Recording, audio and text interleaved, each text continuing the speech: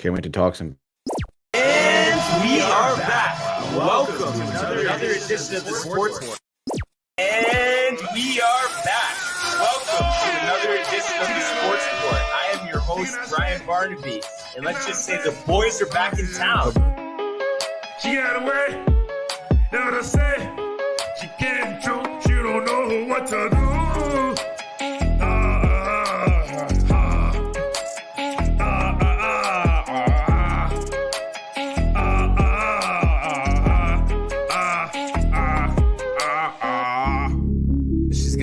She's gotta go. Bye. I know that you love this flow. We just chillin', we just villains.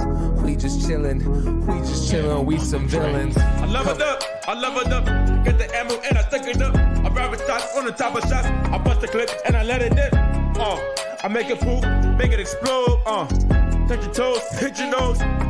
Can you touch your toes? And we are back.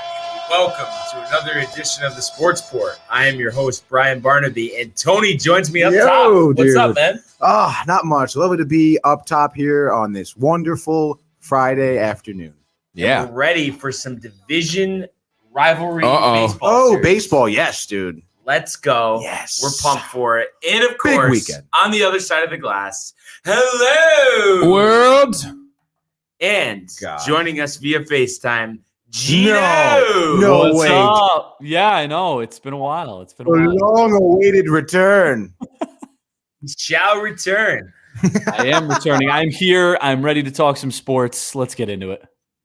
Oh, wow. Let's go. As always, we'll start in the world of the National Basketball Association. All business. LeBron James at the buzzer.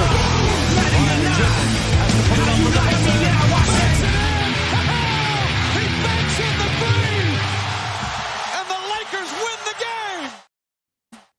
All right, so last night, Western Conference Finals, the Clippers, 106-96 over the Suns.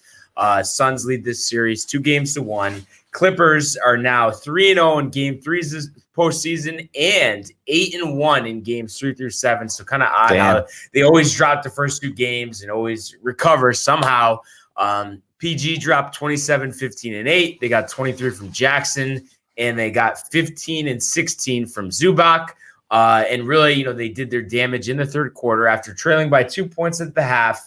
They outscored the Suns 34-21 and end up winning this game by 10 points.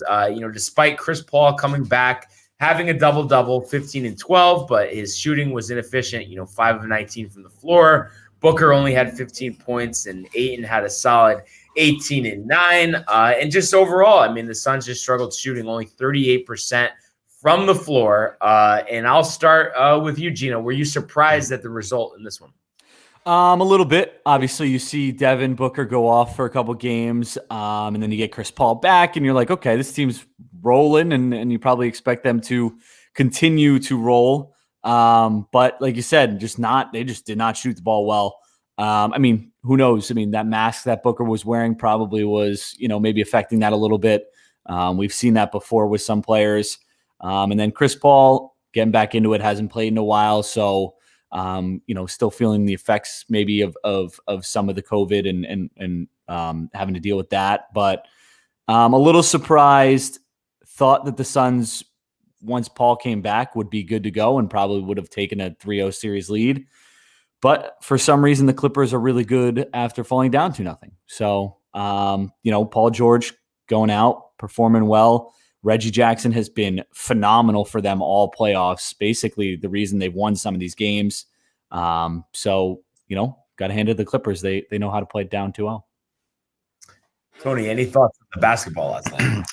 Dude, you mentioned, the Clippers in Game 3s here, which, it's cute.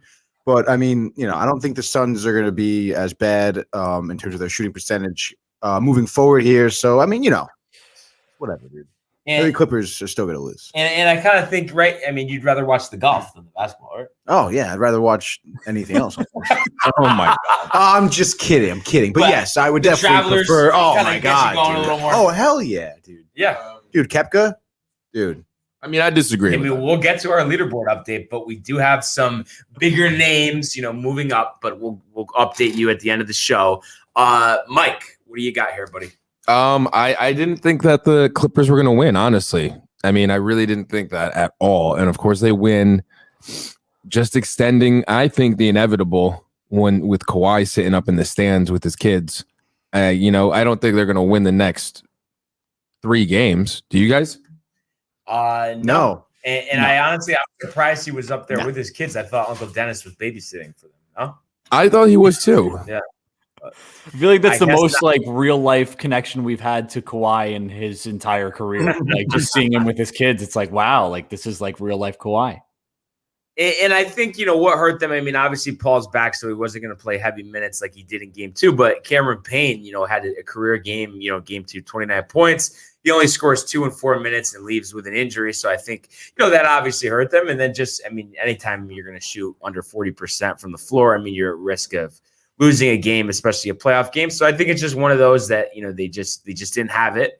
But I think this can still easily set up for a gentleman's sweep here. We'll get back on the court tomorrow, game 4 at Staples, 9:00 on ESPN. So I think, this is a huge game in this series. It's either the Suns, take a decisive lead, or the Clippers are right back to square one, like we've seen all postseason. But I'm expecting the Suns to take care of business here. And Chris Paul, I'm sure he's going to be more comfortable, after having a poor shooting performance. So we will see, what happens there. And then tonight, the Eastern Conference Finals does resume. Hawks at Bucks, 8:30 on TNT.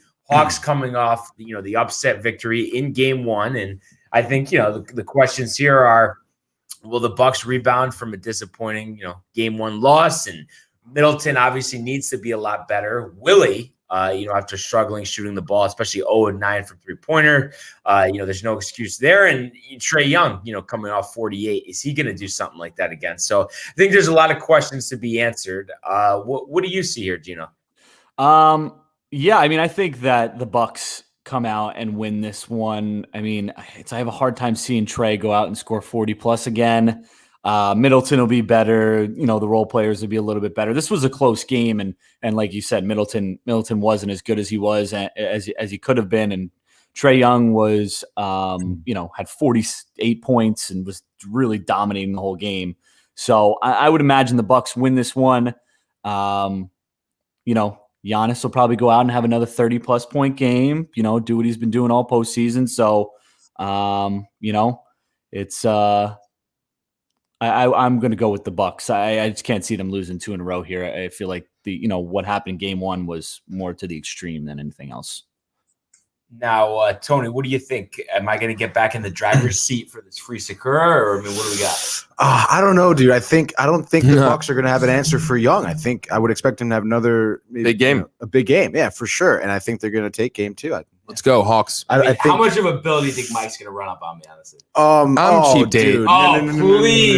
Please. First of all, Mike is not a cheap date, dude. He loves his appetizers. He loves his drinks. No, I do his not. Entrees. All right, dude. Oh my God. When he goes out to dinner, he goes hard. All right, I've seen it. Okay, he's first-hand experience, and then on top of that, he's going to be gloating. Okay, about the win, and he's going to run up that tab.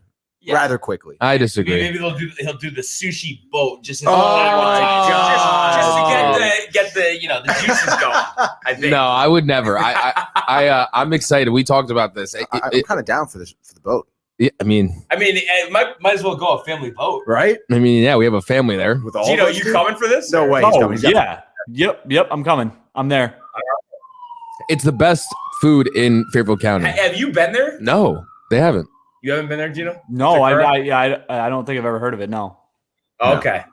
Best hibachi sushi. Really? And that is the lock of the night. I think the Bucks are gonna win this one, and then it's gonna be a gentleman's sweep. Oh my God! I had to say better. You know better. To say it. The evolution of beards. Polar Nights, sweet Jesus. Is he talking about this man? Well, I got Well, I guess Gino has a little bit. I have like a stubble. Barnes is a little bit more. You have. I have I nothing. got the stash. Yeah, and I guess Mike has nothing. Okay. Is he asking for us to do like a beard growing competition? Is that what this is all I don't about? know. I mean, it I sounds have- like you just do that, Barnes. I used I to mean- have beard oils. Those I'll are go to supposed Ego. help. do that. Beard butter. How about Yeah, that? beard butter. I got to get that. Yeah. Yup. But honestly, I do think the Bucks are going to rebound in a big way, and I think this is going to be one of those games. Young kind of struggles. They're going to be focused on him, and they don't want to get embarrassed again on their home court. You can't lose nobody two games does, in a conference final at home. I mean, that's just not going to happen. Giannis 50 points, No. Middleton 30, and Holiday 30, Wow. and 5 3-pointers from Splash Mountain. So it is going to be Dude, did they score like decisive 140? 130, 101. Wow. Wow. Trey will go for 12. So just throwing that out there. 8:30 TNT. You guys got to tune in. Sakura. So that being said, we are going to switch gears here to the world of Major League Baseball. Giving chases Judge, and he dives into the stands. DeGrom begins the season with an overpowering strikeout of Ronald Acuna. The wall is gone! 3-run home run! What's going on here? I love it. He drives one to the moon! High, deep, and very gone! All right, so we were following the game yesterday. I mean, it didn't technically officially go final, but we knew it was headed in that direction. 8-1 Yankees over the Royals, 7th win in their last 9 games. Tyone finally answered the bell. He didn't do his 5-3 special. He went 6 1/3, 5 hits, 1 run, 2 walks, 9 Ks. The offense was spot on. I mean, you had 13 total hits. You had homers from Judge, Sanchez, and Voit. 3 hits apiece for Stanton and Judge. Just a really good feel that you were able to get the job done. And overall in this series, 19 runs in a 3-game series when you're coming in averaging just over 4 runs a game. And I get it. It is the Royals, but I feel like, the way this series started, especially, blowing it in game 1 and making that comeback in game 2 and then, taking care of business in the finale. All I could have hoped for, coming into this big series at Fenway starting the night. So I have to say, there's not much that I'm concerned about. And I think for the first time this season, the New York Yankees are solidly headed in the right direction. And we haven't got to talk to you about the Yanks recently, Gino. So I want to hear your thoughts on this. Yeah, I would agree. Right. It looks like they're headed in the right direction. They've been playing good baseball, 7-3 over their last 10. You would have hoped that they didn't blow that game in the first game against the Royals, but bounced back, got 2 big wins. The bats looked probably the best that they've looked in a really long time from a collective standpoint, I guess you could say, in terms of multiple people going out there, getting multiple hits. Sanchez has been, on fire, just lighting it up left and right. And this team now that we were talking about was 7 or 8 games out of first place, 9 games out of first place, 2 weeks ago, is now only 4 games out of first place, half a game behind 3.5 games behind the Sox, they're playing this weekend. So, I think things are definitely looking up, since they were 33 and 32, a couple weeks ago or whatever it was. And out of all the surprises, we've been dealt this season, would you say the return of a dominant Gary Sanchez has to be the biggest? Yeah, probably the biggest and probably one of the more important ones. He is obviously he's 2016 Gary Sanchez all over again. And it's so amazing to see because obviously, you're going to get your production from, Judge and Stanton and hopefully LeMahieu comes around here and starts to get more of that, contact and hitting with runners in scoring position. But Sanchez is like that piece that he can be so good and just hasn't been that. So, I think that's the biggest surprise, especially considering how things started off again this season. But definitely a pleasant surprise because he's now, he's probably up there with some of the best hitting catchers over the last month or so, I would guess probably. So. Oh yeah. I think his last month, his OPS is like 850 or 860. That's these last 23 games, I think he's batting 342 with 8 home runs and 18 RBIs or something like that. So it's been good.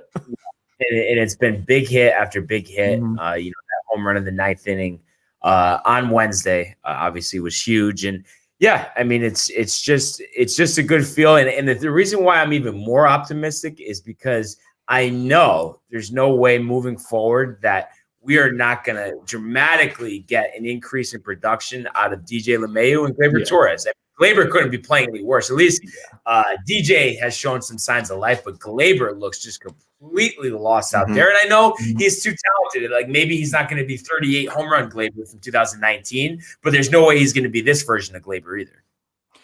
Yeah, no, I don't think that. I mean, we've seen sparks of Gleyber, right? This season, he's had week-long stretches where he's been really good, and I think it's just, we hear it often with them trying to work on this launch angle and try and get that launch angle approach, and I think he just maybe needs to go back to more of just like getting up to the plate and not worrying about the mechanics or this, that, and just going up there to try and hit the ball.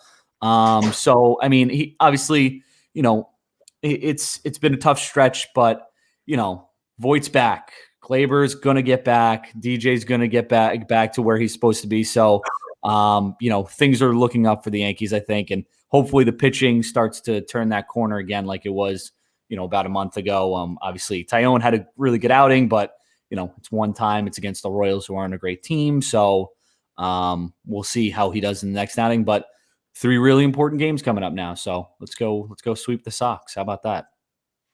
What do we got, Tony? Give me your full analysis of their recent play. I mean, you guys. I forgot Tony was even here. Pretty much, no, it's totally fine. I'm chilling.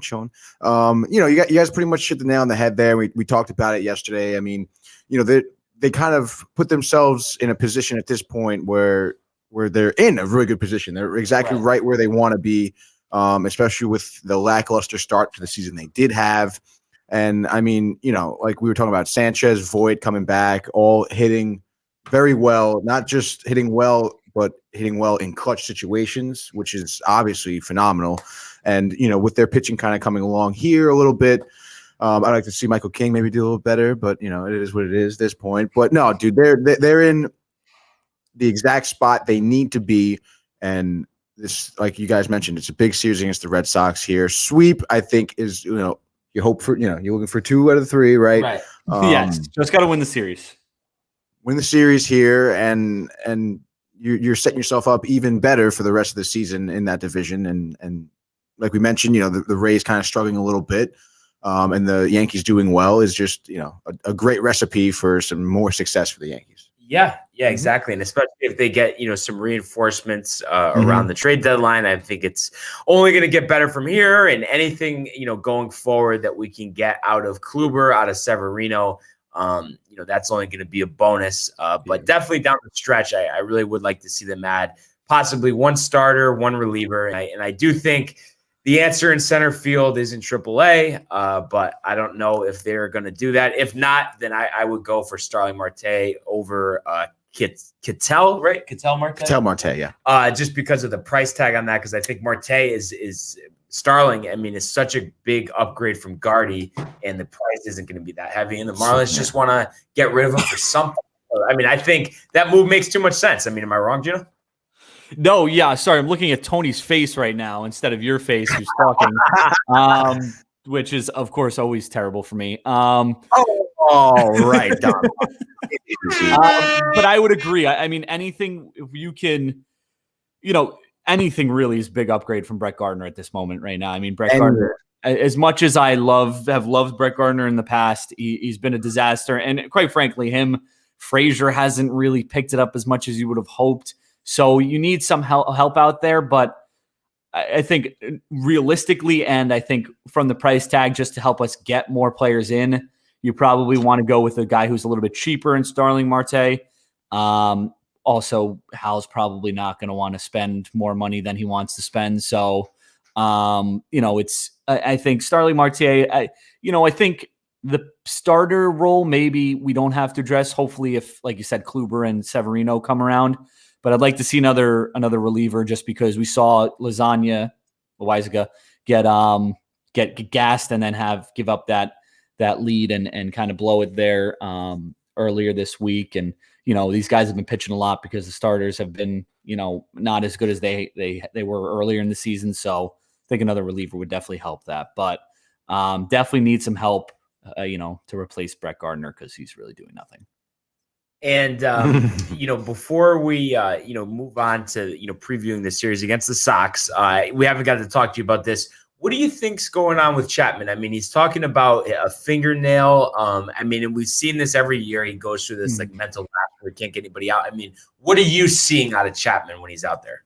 Yeah, I don't know. It's weird. I mean, obviously there's some control issues and you never know. I mean, obviously with everything that's going on, you don't know what he was using, what, may have been helping him. And now if that's lost some of his control, I mean, also as listening to the radio, it's a confidence thing too. If he was using something, even if it was completely legal, now going kind of cold turkey and using and not using anything, it's a confidence thing going out there and being able to pitch. And I feel like since the timing adds up where it adds up kind of where he probably was using something, because that's when he started to kind of fall off a bit. Again, like you said, we see it all the time. I'm sure he'll figure it out. He's a good pitcher. He's one of the best closers in baseball. These guys will figure it out. It's just frustrating right now because, it looks like sometimes he just can't get an out there and just walking guys and had to have the triple play to end the game the other day, which was cool, but I'd rather not have that. So we'll see, but I think he'll turn it around.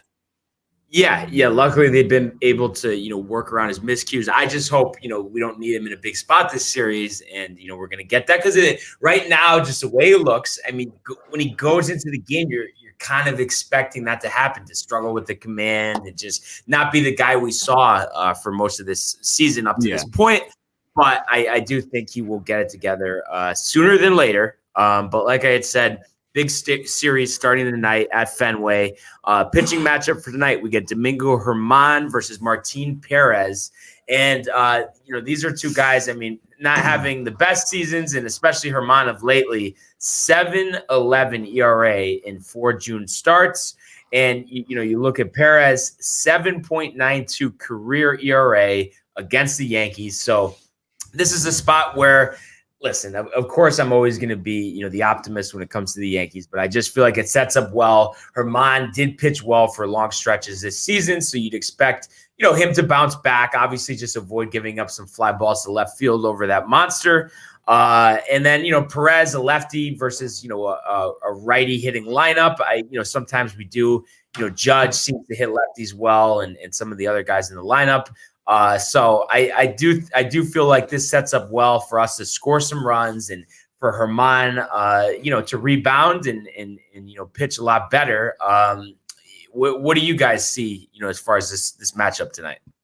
I think you're right. I think, this is a perfect spot for the Yankees to kind of get a jump here.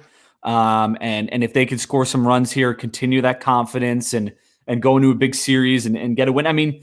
What we've seen also is this team, for the most part, has played well in the bigger series. Maybe not against some of the division rivals, but against the White Sox, we remember, they went out and they swept them. So, they seem to be getting up for these bigger series. So hopefully that's the case for the Sox here again. Germán got to be a little bit better. Got to, he's, 6 innings, 2 earned runs would be good with me.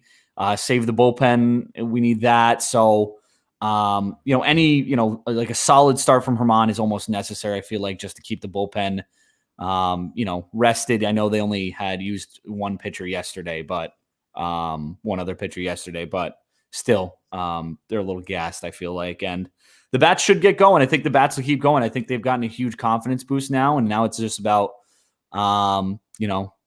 continuing that. And we've seen good stretches over weeks, but now it's time for them to go, a couple weeks, 2-3 weeks of having really good stretches and, a really good at bats. So hopefully that will continue here this weekend. Yeah. And I feel like I do, kind of repeat myself in a sense of, always, looking for 2 out of 3. But I really do feel like this is a series that sets up for that because I think we have the decisive advantage really in all the pitching matchups. I think Germán's going to have a better outing than Perez. You look at Saturday, 7:15 on Fox, Monty versus Eovaldi. I know Eovaldi did pitch, pretty well last time we faced him, but I think that's a guy that, who likes to throw the fastball a lot. And with our guys, on the money lately. You'd expect some home runs off of him, and you expect Montgomery to settle in. He seems to pitch well in the big moments. And then Sunday, Garrett Cole versus Eduardo Rodriguez. I think that's a decisive advantage there, and I think Cole wants to continue, to prove these doubters wrong. When it comes to the whole spider tack situation, that he doesn't need it, and he's the best pitcher in the game, and he doesn't need help from other substances. So I see a clear 2 out of 3 here, and with the possibility to return the favor from what the Sox did to us earlier in the month. What do you see in this series, Tony? No, I think you're right there. I think your biggest toss-up game in this series, I think, is tonight's game. Even though Perez had that high ERA against the Yankees for his career, I think he's been showing some life. He's 5-2 in his last 7 starts. But I think we have to kind of realize here that this is a very different Yankees team at this point than when they got swept earlier in the season. Right. They're hitting very well consistently now, and like Gino said, I think the biggest winning factor here is whether or not Herman shows up. His last outing, I think he went 4 innings, 4 earned runs against Oakland. Yankees still end up winning, but still, you really want, like you said, 6 innings, get the length out of Herman. But like I said, this is a very different Yankees team from what we saw early in the year, and I think that they have the bats and the defense to beat the Red Sox here. Yeah, and the crazy part, it'll be tough always, Yankee Red Sox game. No matter how the teams are performing, it's always going to be a tough back and forth series, a lot of 4-hour games. Right. Joe West getting a little frustrated. We've seen it time after time again. But if they were able to sweep them, you're going to go from, a couple weeks ago being 8 behind them, 9 behind them, to a half game behind them, and right in the driver's seat for that division. Obviously depending on what the Rays do this weekend. So I just really like the spot that they're in. Yeah, no, I do too. I think this is, like you said, the good matchups. I do worry about Monty. He pitches better at home than he does on the road, so that's something I will worry about, and we'll be watching with him. So hopefully he will, go out there and pitch, a little bit better on the road. But yeah, it's, I think it's a big series, and I think that they are geared up to at least, put up a good fight. And if they don't get 3, get at least 2 out of 3. I think they'll be close games, but I think that they have, they've been playing good baseball. So hopefully that translates this weekend. A 7-2 record since Aaron Boone told Yankee reporter Brian Hoke to get the hell out of here. So that's just kind of interesting. And did Brian Hoke save the Yankees? Did he pump them up? Is that the bulletin board material they needed? He's going to be on the float if there's a parade at the end of the season. And one other point here, before we switch gears, I just feel like with the Eovaldi, like I know he pitched well last time, but it's just I saw him, for a couple of years just get lit up so many times. And I just remember this one start specifically he had against the Marlins, where he had pitched, before he came over to the Yankees. And he must have given up 7-8 runs in like 2/3 of an innings. And it just, we always thought, the velocity is there, he can develop, and he just never did it. And I saw that guy get lit up too many times to feel like we can't return the favor one time to him. So I do feel confident in that matchup. And I think, he's solid, but he's hittable. It's not like I'm worried about him striking out 15 and, having one of those games. Yeah, definitely. I'm looking forward to this Yankee Red Sox series. And it's crazy because of the way the schedule, worked. Even after this series, we still have 13 games against them.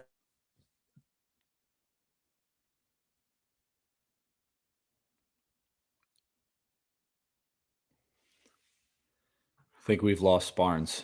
Not entirely sure. Oh, I guess I'll go on my solo gig here. But yeah, the Yankees, on the Eovaldi stuff, I think that, we've seen, I think even last year he pitched poorly. So hopefully, we can, like Barnes said, return the favor. We got a bunch of games left against the Sox. So it's going to be fun. I think we're going to be in for a good summer. The the Sox, Yanks, Rays, and Blue Jays all within 5.5 games of each other now. So it's going to be a good one. It's going to be a good summer baseball. Lots of fun. Hopefully the Yankees continue this streak that they're on and continue to build. This is a big series. They also have a couple big series ahead, if I'm not mistaken. Obviously, the Mets coming up, which that'll be a big one for the Downtime crew. They have a series against the Angels after that, a 4-game series, which should be winnable. And then they go, to the Mariners, the Astros, and then get the Sox again for 4 games in the middle of July. So, a good schedule coming up here. Some winnable games for sure. The Mariners, the Angels, but some tough matchups as well before they face the Red Sox again. So, got to go out there, put the best foot forward, and hopefully it'll translate on the field. And hopefully they can, just continue the success that they've had. I think the pitching needs to come around, but hopefully by mid-July we start to see some progress with Kluber, some progress with Severino, and some trades being made to kind of improve this team. Because as good as this team has been, I still think that there's some holes in it that need to be addressed, and some things that need to be figured out. So, I think it's it's up to Brian Cashman now to work his magic. He's done a good job in recent years. Obviously, the Rougned Odor trade hasn't worked out that well. The Wandy Peralta trade hasn't really worked out that well. But it's now time to kind of gear up and really go after like we said, a center fielder, another relief pitcher, and just kind of bolster this lineup, set everything up, and get it good to go. And then on the Cole thing, I think with Cole, it's I think it's time we stop talking about this Cole being, not using the sicky substance, and he's proven it. Since this whole thing is, he's obviously the spin rate's down, but what does it matter at this point? I mean, he's going out there, he's putting solid outings out, 7 innings, 2 earned runs. Maybe the Ks aren't where they were, but he's still going out there and producing. And I think that's the, I think it's time we put that narrative to bed that Garrett Cole needs the sticky stuff. He doesn't need the sticky stuff. We don't need to talk about the spin rate. We don't need to talk about that. He's an all-star pitcher. And, he's going out there and performing like an all-star pitcher would. And I think it's time we stop, beating that drum. I guess we'll move on to the Mets. I don't know when the other guys will get back here. I think the internet went down over there in the Downtime studios, but I guess that's one of the benefits of having, a couple different locations here. The Mets, on the other hand, if I can just pull it up, because I'm going to be quite honest, I don't really know what they did yesterday. Here comes Tony. Hey. Oh, I'm great. How are you? Yeah, no, I know. I'm live right now talking to the people. Do you want to talk to the people? Yeah, I think I'm still on. Are you still on? Am I still on? I don't know. I'm talking. I don't see or hear you, but I see or hear myself, and I still have the live in the upper left-hand corner. Yeah, I've been talking about the Yankees. I was just going to go on to the Mets. Well, you didn't move on to the Mets because nobody heard you move on to the Mets. But I need to get back to my show here. So if you guys just want to let...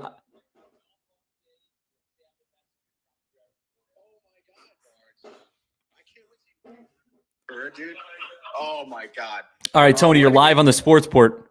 If you don't mind, all right, so the Mets, real quick, dude, Aaron Nola has been struggling this season. I would expect him to continue to struggle for the Phillies here. Like I was saying before we kind of cut out there, I would expect Walker to have a bounce back outing tonight. If he's a little banged up. And then, the Mets offense has been really nice, especially when, you have Conforto back in the lineup now. We talked about him being a really big factor in terms of generating offense, and the rest of the lineup kind of has stepped up to his play since he's been back as well. I mean, McNeil leading off, and then Lindor doing as well as he has been in the 2 spot, and then Conforto and Alonso and then Smith. They have a really good lineup. I would expect them to score another 7-run game here this afternoon. And in terms of the later game, I'm looking for another good outing by David Peterson. His last 2 outings, he's really shown what he could do. I believe he's pitched 10 2/3 innings in his last 2 outings, only giving up 1 earned run, I believe. 1 earned run, only 5 walks, 9 strikeouts. So, he's showing some real good stuff, and, he's got good command right now, and I would expect him to continue that. So I do not see why the Mets could not take 2 games here today. Well, yeah, I mean, obviously they've, maybe struggled a little bit recently. Obviously, the National Series, they lost 2 out of 3, and then the Braves lost 2 of the 4 there, it looks like, right? And didn't score 2 runs in either of the 2 games that they lost, which obviously is difficult, but a good stretch here. I mean, you guys, I don't know why you have this, but you guys are literally playing division competition for like 4 straight series now. So, and I think it speaks to the, the quality that the Mets have been over the past, month or so, that they're still 3.5 games up, and they lost, 4 of 7, I think it was. That's the math there, to division rivals who are now within 6 games of them. And I was saying before, I think this is going to be a good summer for baseball. We got a lot of good division races, and the National League East is definitely one of them. Oh, yeah, certainly. And then, it's a little funny, too, because, in terms of the NL East, pretty much all the teams started out pretty lackluster. And then now, right now you have Washington at 500, the Mets above 500, Philly and Atlanta kind of crawling back in terms of their play. But, dude, I think it's going to be an interesting series. I mean, Philly has struggled, and, you talk about their organization and we talk about Girardi maybe not even getting. All right, Gino, you got me, dude. I got you. We're live. We are back live, dude. Thanks so much for holding it down for us, dude. You're the man, bro. But yeah, like I said, Conforto just coming back. We saw what their offense could do in their last game against the Braves. I mean, scoring 7 runs after having, I think prior to I think it was like 17 innings without scoring a run, and they scored 7 runs that last game against the Braves. I mean, I think that truly is, how their offense could perform on a regular basis for sure.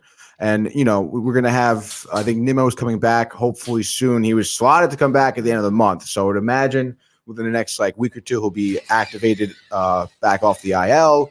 And then I think who else? I mean, it's hard to keep track of all the injuries, but yeah. So having those kind of injured players come back, I think JD Davis has been kind of taking some ground balls now, so he's looking to kind of continue his rehab and stuff. So with these players coming back, I think we're going to have a real uptick in terms of Mets offense and obviously more wins. So yeah, dude. Yeah, that's my take on that, bro. That's as awesome. I am That's now awesome. Joined again with Barnes next to me. Yeah, so I think we were going to get back to the Yankees. Oh, my God, dude. No, I'm just kidding. But obviously, big series here for the Mets. Yeah. Big series for the Phillies, too, because this could be the start of a complete free fall for them. Right. They're what, 2 under 500 now? Yeah.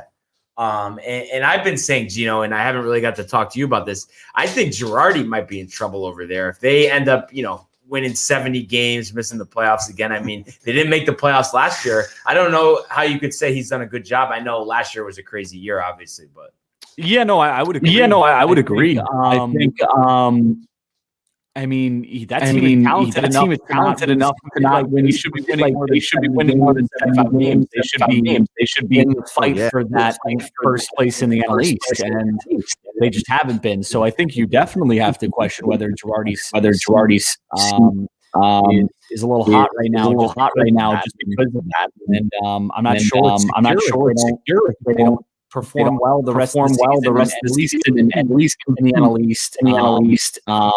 Even if they don't win it, even if they don't win it in the NL East, I still think that this team should be making the postseason. I know it's a tough division, but they should be better than that. They should be better than the Marlins. Then I guess it really hasn't turned out that way.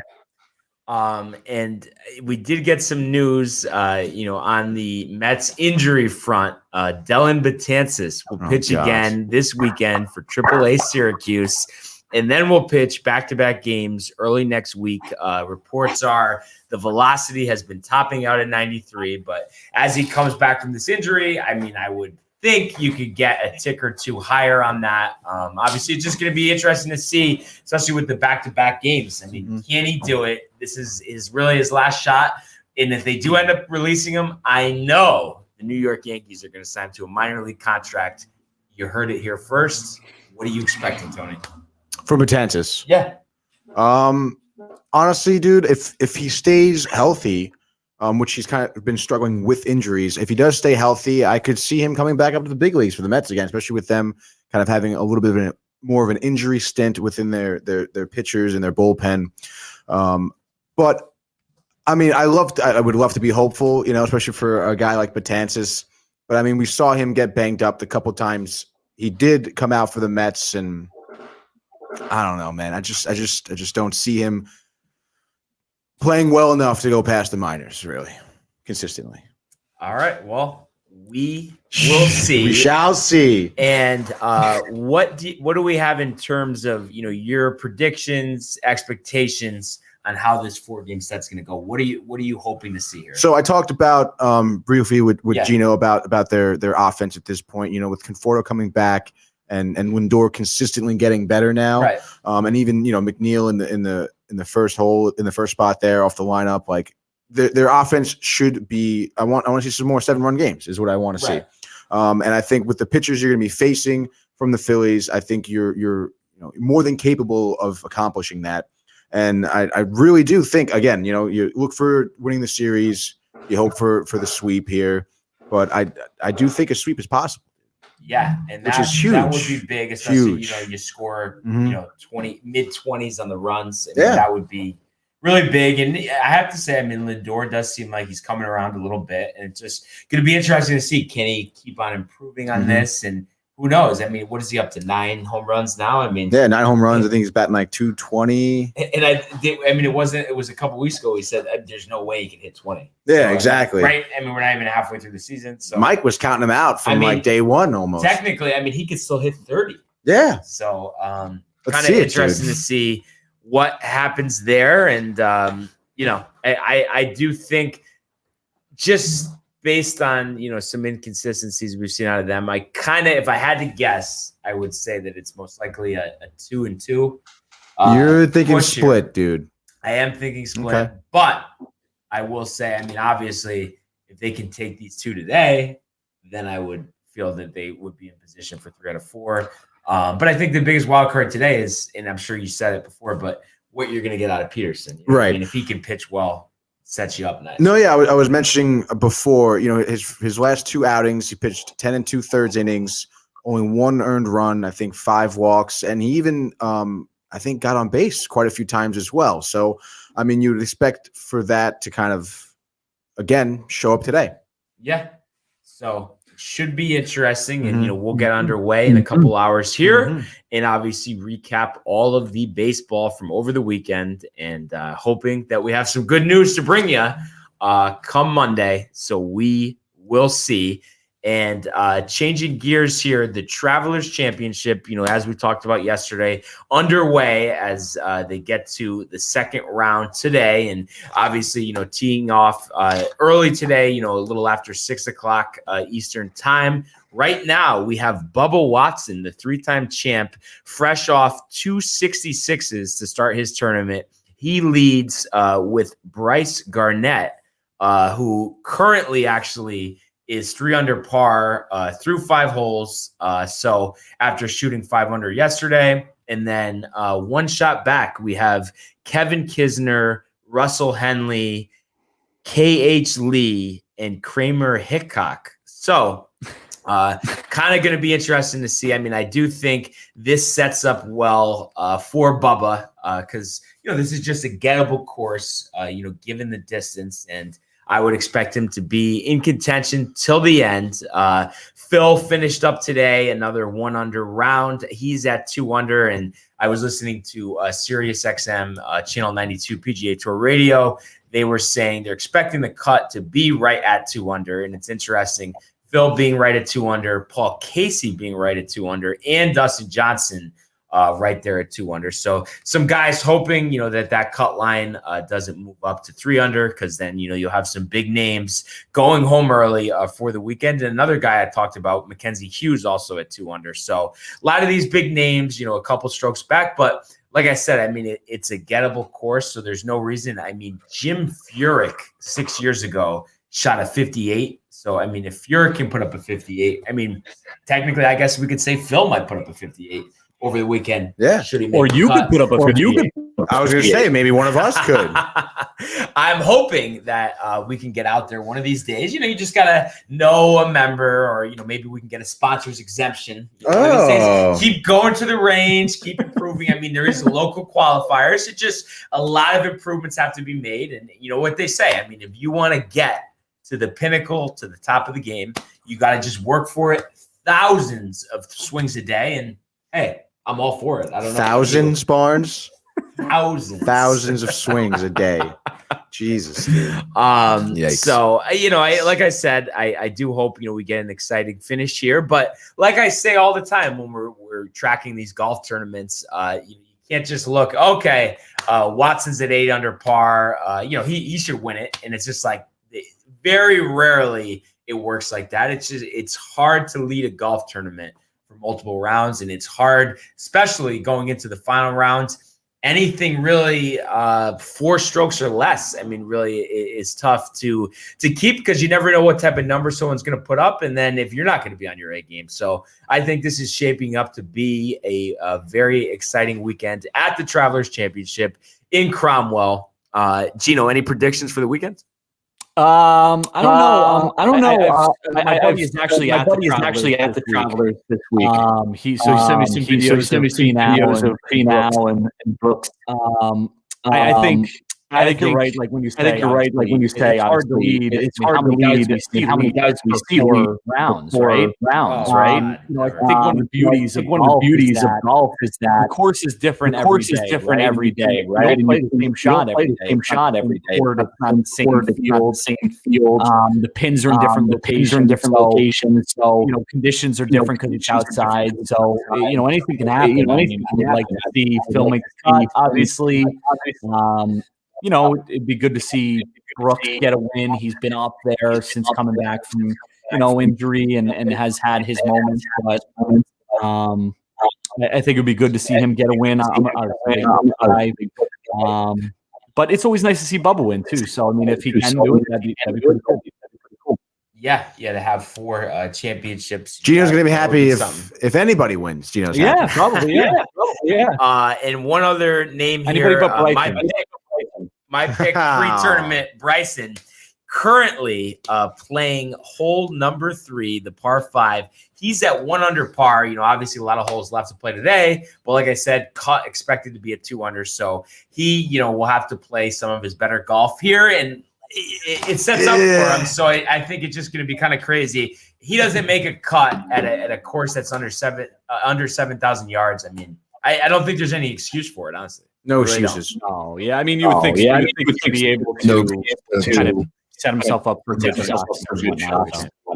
I mean, if Seamus Power from Ireland can be 7 under par right now, you're telling me Bryson DeChambeau can't. What about Seamus, dude? It might be Seamus. What do you say? Seamus. And the interesting thing here, I didn't even touch on this. Kramer Hickok, he hasn't even teed off today. So he shot 7 under yesterday, a 63. Wow. So, I mean, if he's able to do that, step up your game, Bryson. Don't make me look bad on my prediction. Make the cut. So that'll be interesting. And, of course, with golf, we'll recap it on Monday. Hoping for some good rounds myself over the weekend. And oh, yes, we are hoping for the 4 of us right here. We got to get around for next month. June 30th, dude. We're getting the date together. June 30th. What day is that? I definitely can't do it June 30th. What the hell, Gino? I'm working. Dude, thousands of swings, but dude. like I said, we got to just cement a date. As long as it's next month, I'm good with that. All right, so we'll cement it soon. But like always, want to thank everyone for joining us.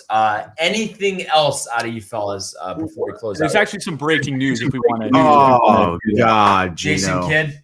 Yes, it's Jason Kidd, Dallas Mavericks. All right, guys.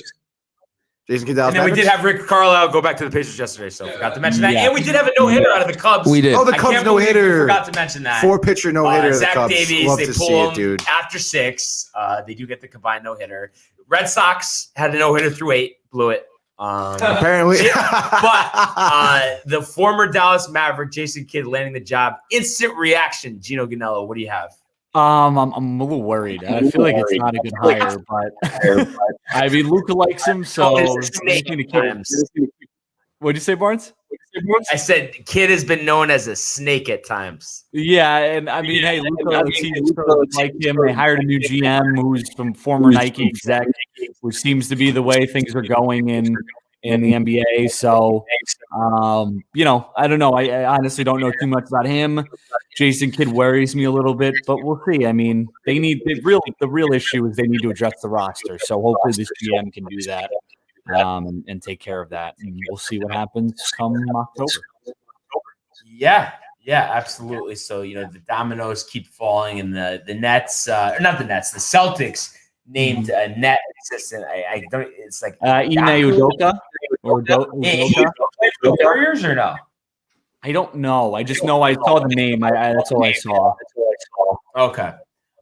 So the coaching carousel continues, and unfortunately, the guys we've been rooting for to get jobs, Jackson and Vin Gundy, remain free agents. So maybe we have some surprise firings, and we can get them in the mix. Well, I mean, who knows? Maybe Budenholzer gets canned if they don't make it to the finals or whatever. So we'll see. There might be some extra firings. Yeah. So I mean, we do get surprised all the time when it comes to that. But we will see, and I want everybody to enjoy their weekend. Keep commenting, liking, subscribing. As Tony would say, you are our bloodlines. Enjoy the weekend. See you Monday. Hey guys, Tony here from Downtime TV checking in. I want to thank all our fans out there who's been liking, subscribing, sharing our content. You guys are the best. You guys are our bloodline. You make us love what we do. Thanks again.